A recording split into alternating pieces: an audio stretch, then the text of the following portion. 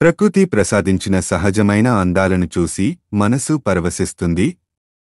గోవాలోని బీచ్లలో అత్యంత సుందరమైనది పలోలెం బీచ్. ప్రకృతి ప్రసాదించిన సహజమైన అందాలను చూసి మనసు పరవశిస్తుంది. గోవాలోని బీచ్లలో అత్యంత సుందరమైనది పలోలెం బీచ్. ఈ బీచ్లో ఒడ్డున కూర్చునే కాలం గడపాల్సిన పని ఎంత మాత్రం లేదు.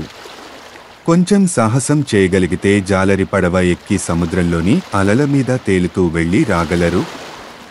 శని, ఆదివారాలలో గోవాలోని బీచ్లన్నీ కటకటలాడుతూనే ఉంటాయి.